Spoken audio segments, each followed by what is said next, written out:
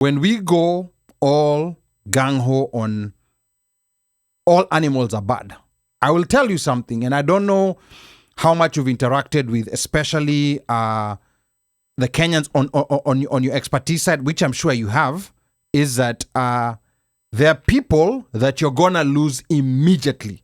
The moment you say all animals are bad, there are people who will not listen to you. For anything that you say after that, it doesn't matter what study you quote. It doesn't matter what it doesn't matter what you say after that. Flesh is flesh.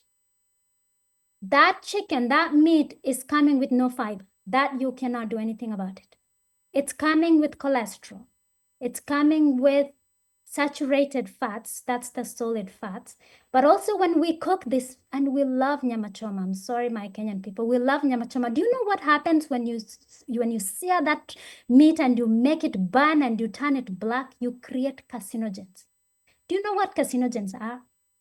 They're compounds known to cause cancer, and especially red meat. You burn red meat like that, you're creating carcinogens. This is the One Mic Show. Yeah. Yes. Yeah. So I'll tell you one thing, because one thing that all of us have experiencing from when we were born is eating. You know, like we all have a certain relationship with food, and of course, the information you're giving is very compelling. It's backed by certain studies. But I'm going to read one comment here that Kanyaru made earlier, and he says, "So is the issue here the lack of moderation on animal-based food sources, as opposed to full elimination of animal sources to a plant-based diet? The root cause of some of these issues that are being attributed to an animal-based diet is primarily how we are raising the animals.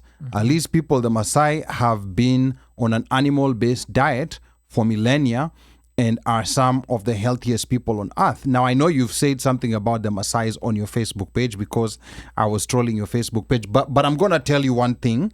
You've been on a plant-based diet for 18 years. So now I'm going to be the expert of telling you what you would not know, having been in a plant-based diet for 18 years.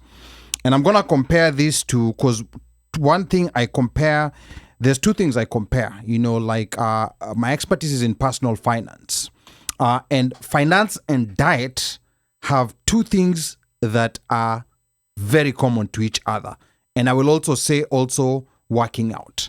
And in my earlier days, when I would learn about, you know, like the most optimal way to do something, and it would be very compelling, and I would wonder, like, oh my goodness, how can people be this foolish? They cannot see this. They have to follow this path.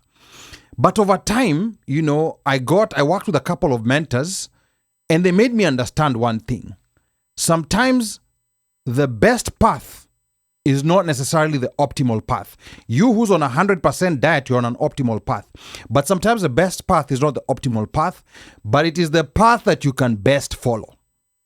Because when we go all gung-ho on all animals are bad, I will tell you something, and I don't know how much you've interacted with, especially the Kenyans on your expertise side, which I'm sure you have, is that there are people that you're gonna lose immediately.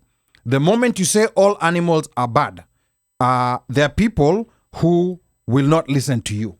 For anything that you say after that, it doesn't matter what study you quote. It doesn't matter what it doesn't matter what you say after that.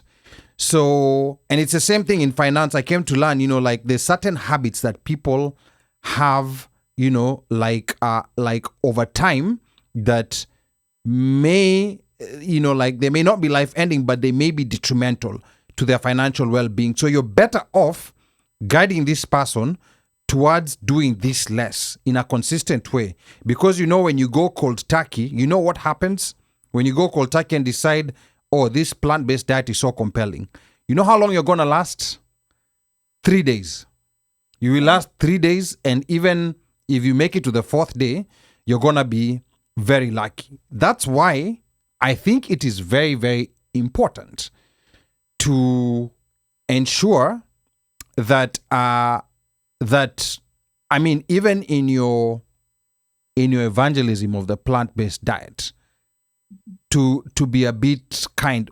I'm of this. I'm in the same school of thought as maybe Kanyaru, because I think part of the problem is that there's an excess of these foods that are being eaten.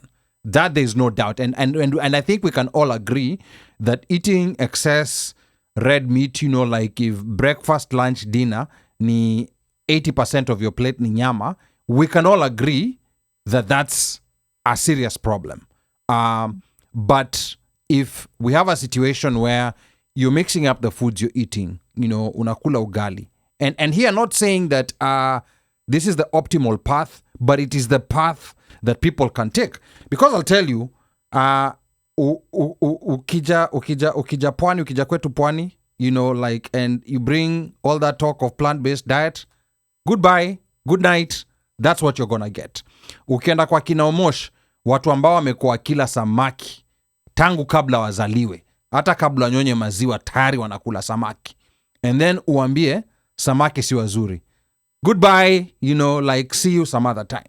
So I think that is the challenge, daktari, that you're gonna have to deal with, because I think the goal here is to get people towards a healthier diet and not an optimal one. Because your optimal one, I will tell you that from experience that it may not work. And I think also Bandio had a couple of questions, like when you were talking, and mi yangu ilikuwa tu ni, like bringing the human side of it, not the expert side, but the human side. Bandio, you had a couple of questions you wanted to ask her. Moja tu. I just wanted to see, when you talk about all these, did you call them nutrients? Nine what you say? 9 nutrients. 9 nutrients? Yeah. Does it matter how that plant was farmed? My question is, if I'm eating organic chicken or organic cow compared to manufactured plants, because nowadays it's like some of them are really manufactured. They don't see sun, and it's just chemical from kupanda mpaka kuvuna. Do we still get 9 nutrients when the vegetable or the plant is like that? And 2, what's your take on these plant-based, how do they call them, beyond meat kind of product? Right. Very, very good question. So I will actually give my own example, because I bought regular grapes and I bought organic grapes. I can tell, because I find like a regular grape that they have done whatever they have done to it, and it's like watery and it's big and all that. But even with that, personally, I do try to do organic, but I really don't all the time, because even outside, I have a little backyard. I try to plant some, skuma there and stuff, but it's hard. It's actually not easy. Yeah. So what ends up happening, I try to get organic. If I can't, and actually sometimes I get frozen. I go get like frozen blueberries organic, frozen whatever, mango chunks and all this, whatever I can get. But honestly, for me, I shop even at Walmart. I get what I can get.